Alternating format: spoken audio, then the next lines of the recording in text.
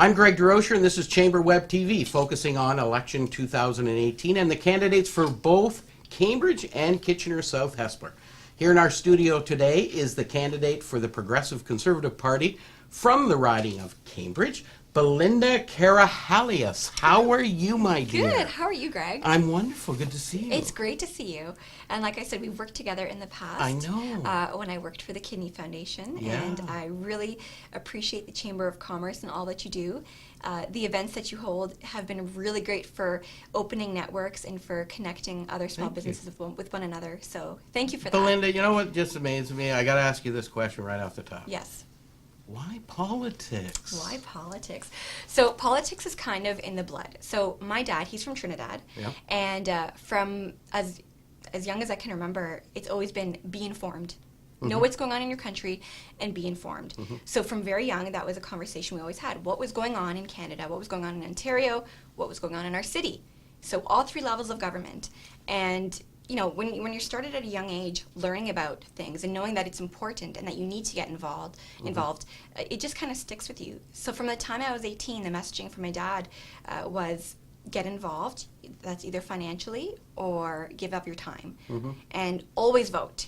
You must vote, and I've stuck with that. So it's stuck with me. And then my husband Jim, which people may be familiar with him, he's quite involved in politics as well, and we've got a lot of history with that, and you know, getting involved and trying to be part of the change and make a difference, it's important.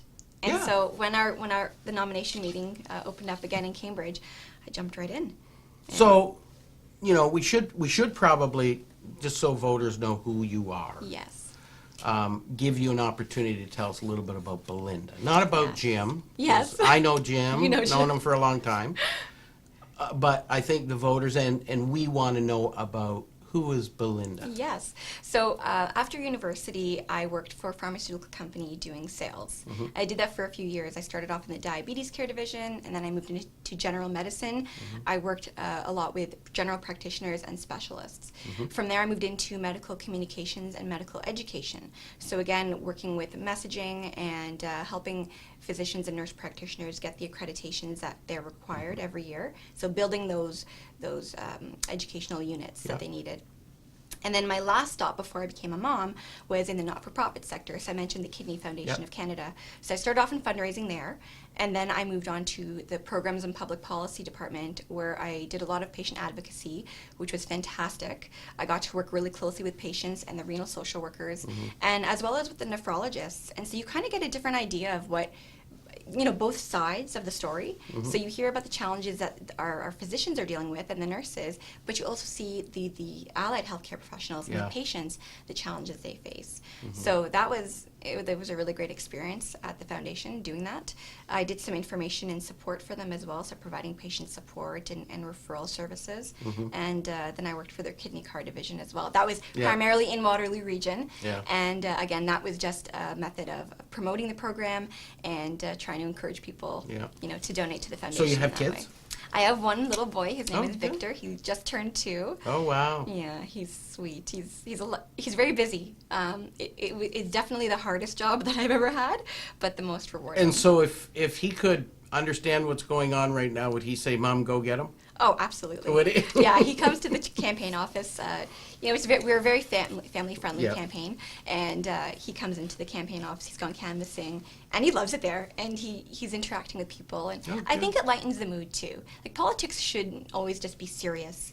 It's fun. It is fun. It's fun. There's a lot of energy around everything, and I think letting people know that we are a very welcoming campaign. Bring your kids. You know, if you want to bring your dog, if it's friendly, bring your dog. We're dog friendly as well.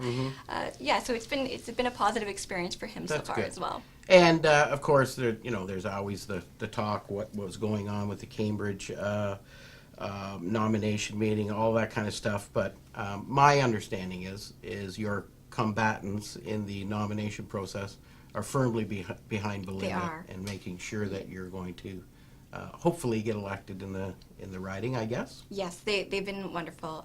It was Sunny and Bert and Mona, 3 wonderful people who worked very, very hard, and I respect them for the blood, sweat, and tears that went into their campaigns as well. It's hard, right? It's an financial and emotional investment. And you know, we went in on April 14th. hoping for the best, and we all made a commitment before we walked into that room for the result that whoever won today, we were going to support one another, good. and we've maintained that. So. Yeah, there's all kinds of controversy. Those of us who've been around the horn a little while know that it's more of a little family dispute that always gets It really resolved is. in the end, and Yeah. So good. Because at the end of the day, we're on the same side, Yeah. right? So, we all, of course, feel passionately enough to Yeah. want to represent the party, but at the end of the day, we're still part of the party, Yeah. and we want to help. So it was a very good experience. Good. Yeah. Good. The Ontario Chamber of Commerce has a program called Vote Prosperity. We went across the province, talked to chambers, talked to businesses, and formulated this fairly in depth. And we're not going to go through all of it, otherwise we'd be here till you'd have to put your son to bed. I mean, that would be a long time. But pillar number 1 is strengthening business competitiveness. Pillar number 2, fostering job creation. Number 3, building healthy communities. And 4 is improving government accountability. I want to go through a few and talk about some highlights that maybe are a concern to me or some of our members that have brought it to our attention. Strengthening business competitiveness. One of the big things that business doesn't have a whole lot of control over is the cost of doing business. Yes. Electricity is a big, big cost. Everybody is looking for ways to reduce how much electricity, but it doesn't seem to be helping too much in the prices, because if we use less, they just raise the price because they still need the money. Yep. What has the current government done wrong, and what would a progressive conservative government do right? So, how much time do we have? No. So the current government, we've seen an increase in hydro rates, as you've said. We have seen an increase in the CEO of Hydro. His salary it's gone up 4.6 million. He's the $6 million man. Yeah. We're seeing bill on our electricity bill. We're seeing charges that have nothing to do with our actual consumption of the electricity. We're seeing the cap and trade that was introduced, which has added 4.3 cents to over 4 cents per liter of gas. We're seeing increases kind of across the board. So, for example, I look at at the end of the month you go through your outgoing expenses, and I'm saying, okay, I'm paying more for gas. I really shouldn't be paying as much as I do for a 60-liter vehicle. My grocery bill is up $40 a week. I'm a family of 3. We don't eat that much more food. Yeah. So things across the board are costing more money. And so what we've committed, the Ontario PC government, is we're going to lower hydro rates. We're going to scrap the cap and trade, because that's going to make a difference. And overall, it's just lowering taxes. We don't want to increase taxes. That does not help anybody. Money in the pockets of the taxpayer, that is what matters. People have worked very hard for their money, and they deserve to enjoy it. Yeah. And so that's a priority for us. But I think your leader has said that he's going to reduce hydro rates even further. We saw what happened when the Liberal government decided that they want to give everybody a 25% cut, and they went out and borrowed billions of dollars on the backs of your son. Yes. And my grandchildren, and that's a real problem. Now, what they will defend and say is, well, wait a minute, we did that because we're building assets that they're going to enjoy. So it's not fair that one generation pays for it when it's going to be, it was invested to be over numerous generations. So, but, still, it's a false economy when you go and borrow money to just give it back in a tax credit. Yeah. And so, what would you do to fix that and continue to lower hydro rates? So there's been a lot of waste. So we know that the Auditor General has found about $1 billion in waste. And that's not including other things like the $8 billion e-health scandal. We've got that $4.6 million salary increase for the Hydro One gentleman that I mentioned.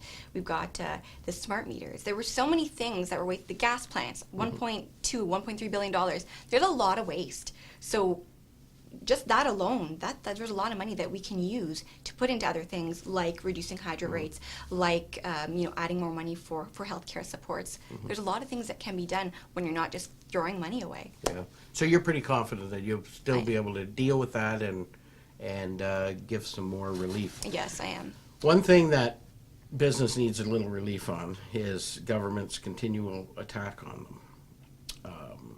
Not only did a year ago we had the announcement that the Bill 148 was going to go before the legislature and increase a minimum wage by 32% in 14 months. Yeah. But the other 172 regulations that came with it also impact business equally So the $15 an hour minimum wage increase was only half of the cost to business. The other half was through the regulations.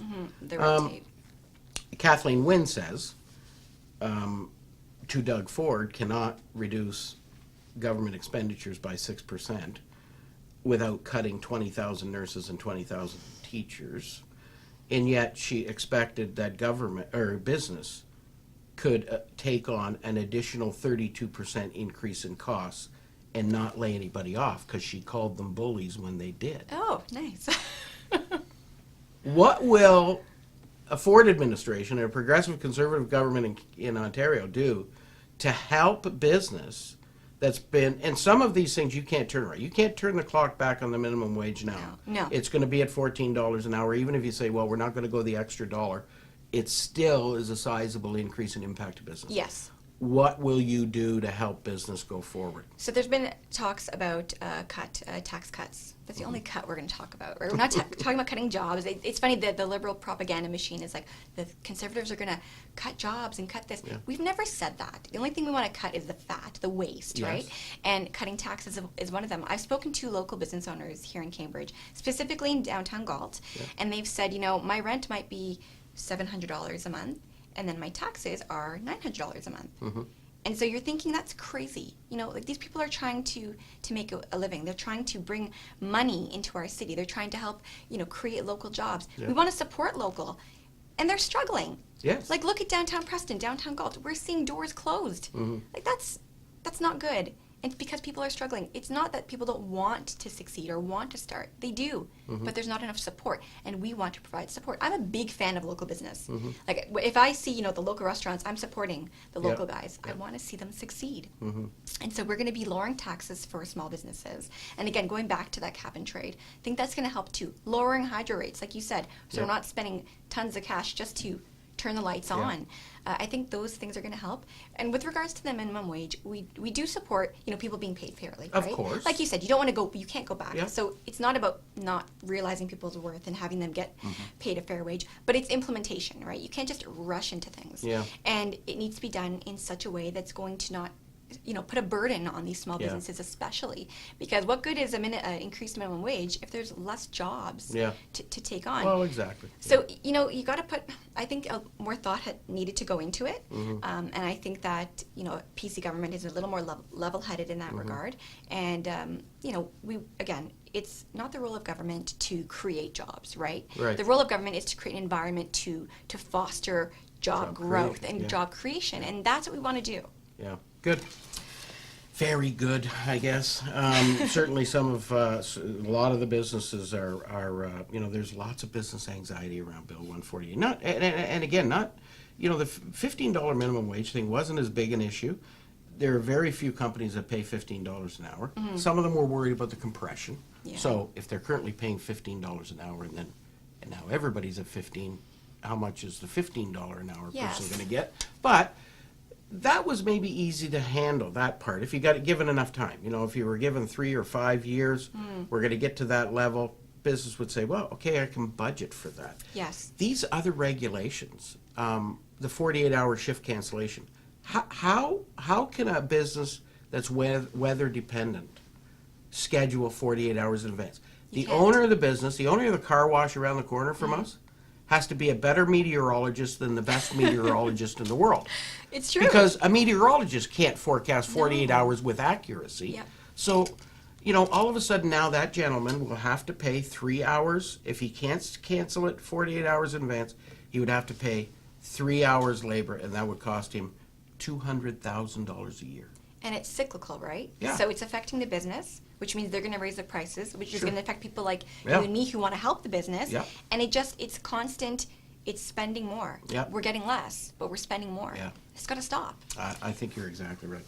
Fostering job creation.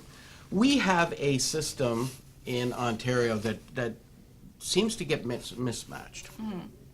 You will find as your son goes through school that he will be taught diligently by wonderful people to effectively make a choice in life. And then when it comes time for him to make his choice in life of what he wants to be in the future, he won't know what's out there to what what he could be. Yeah. We need to better align our education system, both elementary and secondary, with our post-secondary institutions to be able to direct kids a little bit better, not tell them what they should be, Right. but at least expose them to what's there so that they can make that choice better and say, I want to be a plumber. Yes. Because you know what? I can bill out at $110 an hour. Yes. That's not a bad deal. I don't have to go to law school to do that. I can be a plumber. When are we going to do that? When are we going to have a government that's going to work with business and say, business, educators, it doesn't matter who you are, you need to come together and we need to figure this out because we need the talent right here. That's a great idea. We do need to implement that. We should be introducing, they have a show and tell. Maybe we should be having something along the lines of having business people come in and speak to the kids. And I giving, think Junior Achievement does a reasonably good job, Yeah. but their resources are limited It's too. limited. They can't be at every school in every classroom. No, but that's a good way to attract local people too, right? Yep. And attract the local businesses and the local talent Mm-hmm. to come to the local schools, and it kind of creates that nice community feeling as well. Yeah. And I think it's good. We want to give our children the confidence to do whatever. And like you said, you don't have to be a doctor or a lawyer. No. There is pride in using your hands.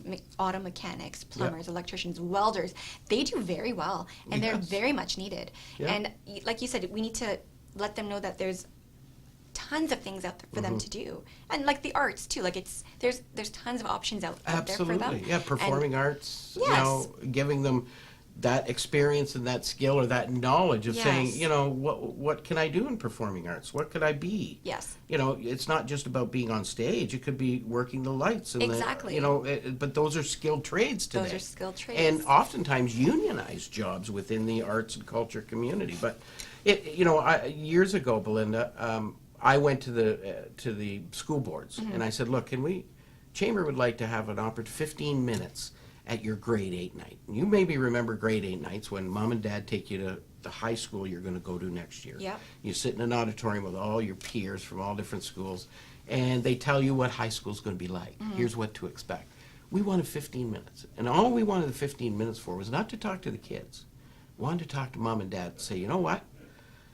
If your son or daughter wants to be an accountant, lawyer, and a doctor, that's great. But don't you make that choice for them. Correct. Let them be aware that you can drive a BMW and be a plumber too. Absolutely. Right? And we wanted to be able to convey that message, and the school board came back to us and said, you know what, Greg? That's great. Thank you very much for your offer, but our job is to educate children to make a choice. And I said, well, that's good. I like that. But when they don't know what the choice is, or when mom and dad are fixated on their choice for their son or daughter, Yeah. maybe they need to have that independent kind of outside look, and that's just not the way the system is. But we need to do a better job of that, because there are companies right now, Belinda, who can't hire skilled tradespeople. Yes. Truck drivers who are not considered a skilled trade by whatever.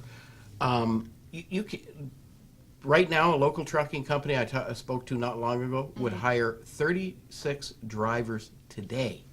I believe it. They can't get them. I spoke with a gentleman a few weeks ago, actually, this exact topic. He said, I need of 4 truck drivers, and I can't find anyone to drive my truck. I know. And It's a problem. it is a problem, and all he wants is 4 people to drive his truck. Somebody told me, I'm not sure truck driving is a skill trade. I said, okay, I'll take you out to a friend of mine's place and you can back up a 45-foot trailer. It's a skill. It's a skill I don't have. I can't do it.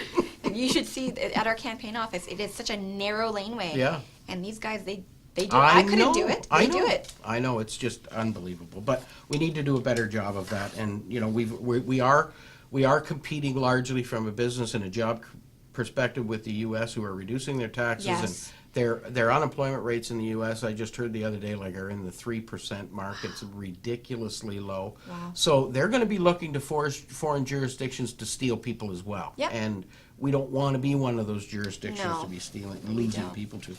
Building healthy communities is really important to everybody. The Ontario Chamber of Commerce and the Cambridge Chamber of Commerce are really putting at a core principle of our advocacy or our work with members in mental health. And we're actually in the process of trying to build a very comprehensive toolkit for small businesses who can help business owners recognize the potential of one of their employees of having a mental health issue, but more importantly, offering them the tools and wherewithal to be able to get them help. Because, you know, a healthy, happy worker is a productive worker, and we can really draw a straight line to the economic value. And the opioid and addiction and homelessness issue. Yes. The real root cause of all of that is mental health. Yet, we've always had governments that like to put Band-Aids on things, supervised injection sites, things like that, which are really a Band-Aid, and not coming out with a plan to deal with mental health. How do we do that? So first, I think it's great what you're doing with the Ontario Chamber. I think that's really great because I don't think mental health gets as much attention as it should. So that's fantastic. The second part is, so the Ontario PC government, we have committed $1.9 billion to mental health.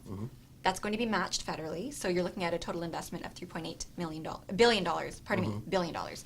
And that's going to include mental health supports, housing supports, and addiction services. We need to start treating mental health as seriously as we do physical health. Yep. And like you said, it affects everything. It's the families that are affected by their family members who are suffering with mental health. It's, you know, like you said, we're seeing people, you go to the Delta when you're driving on the Delta, you see there's someone usually on one of the medians. Every day. And they're asking for help, right? And usually it's in the form of monetary donations. But, I mean, that's not safe what they're doing, right? No, It's no. a very busy intersection. So it's sad because we see that a lot in Cambridge. We've got the bridges, which is full. And that's the shelter here. So we need the help. We are going to be providing funding for that help. You know, $3.8 billion is what we've budgeted to put towards the mental health epidemic, if I can use that word. You know what?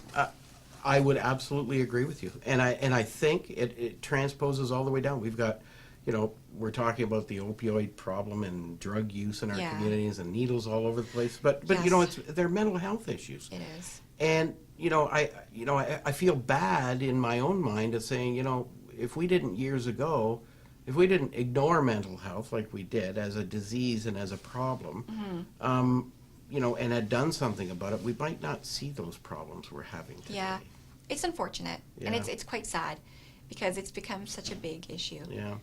I said recently in the United States when I was talking with my peers, I said, you know, for 40 years the Chamber of Commerce has kind of sat in the middle of the fence, right? We have the activists on one side, the advocates on the other side, and we're the snowflake on top of the fence.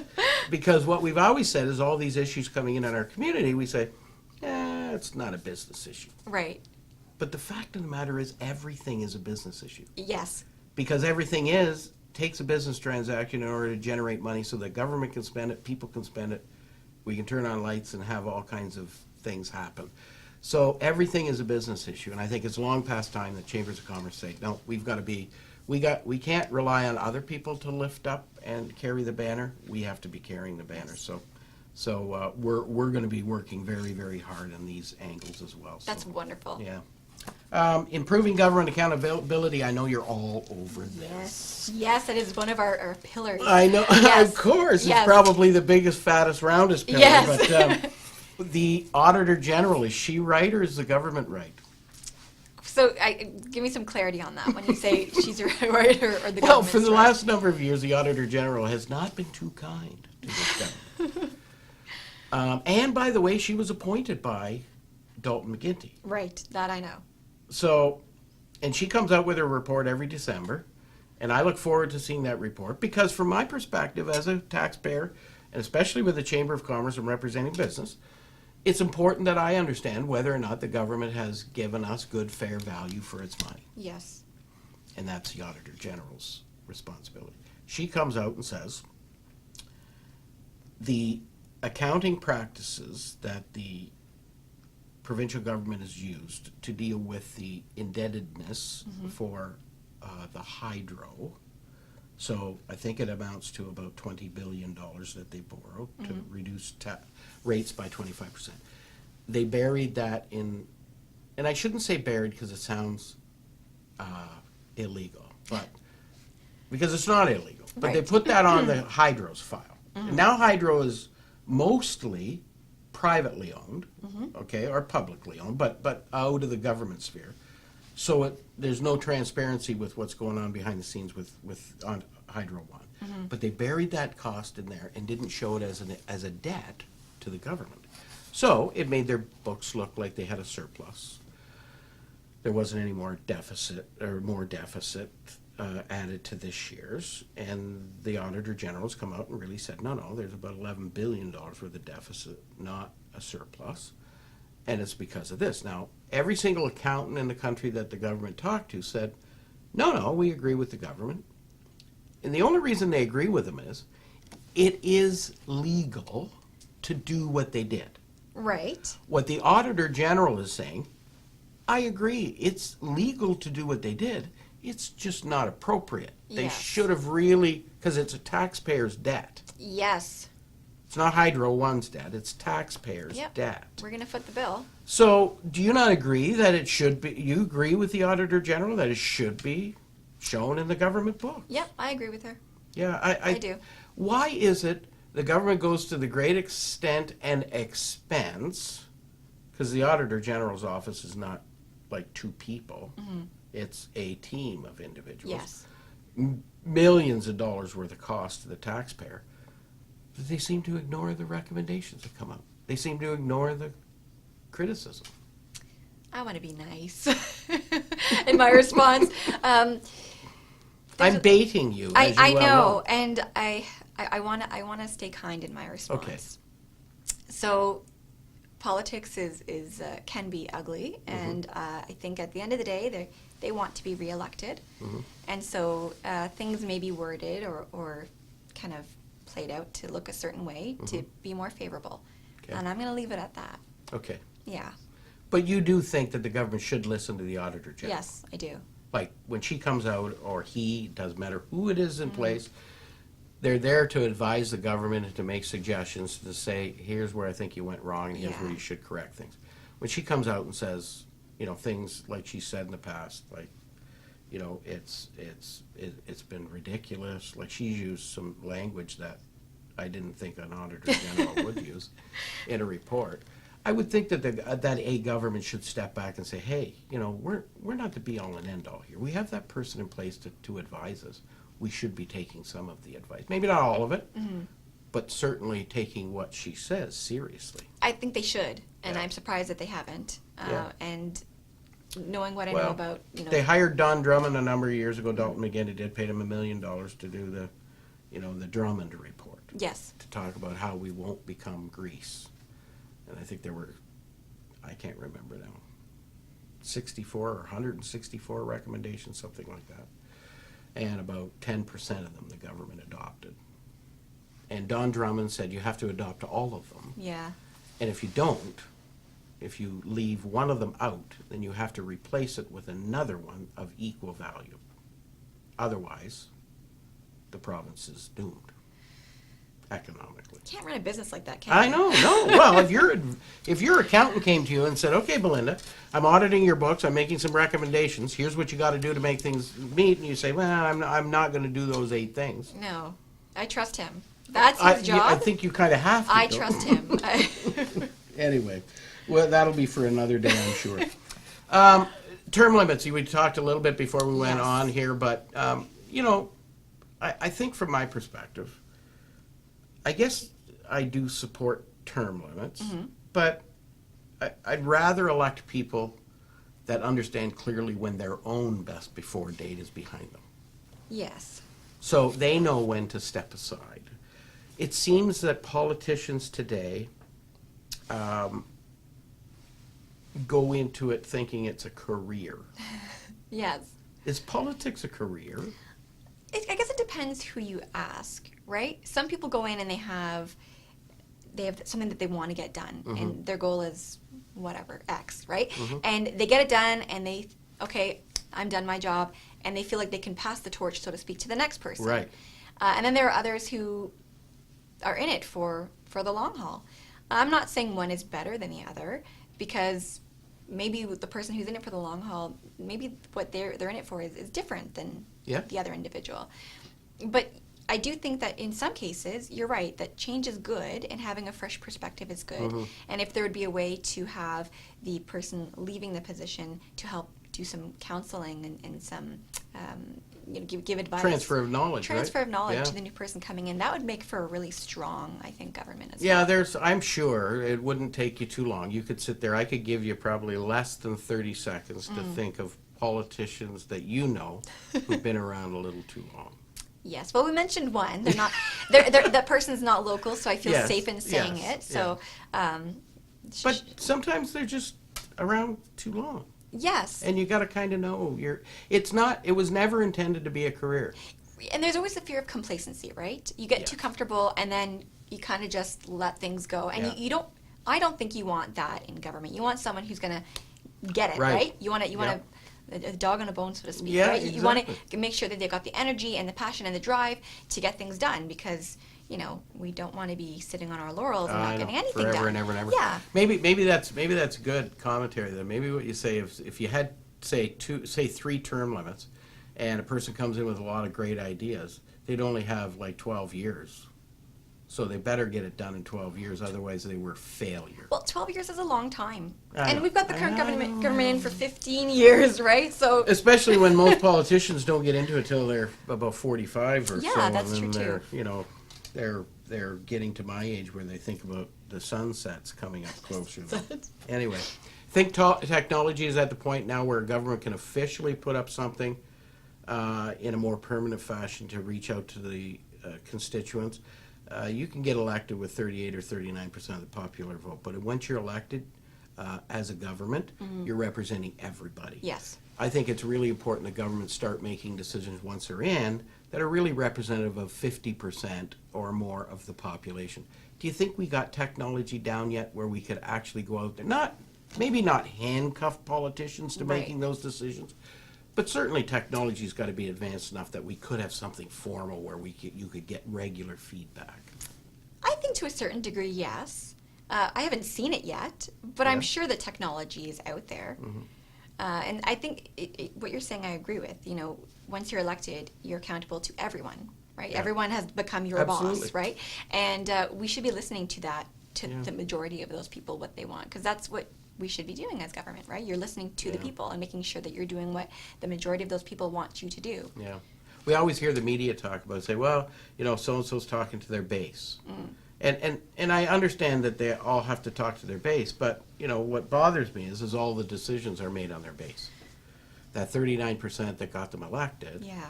And that's not fair to the 61% who didn't vote for them.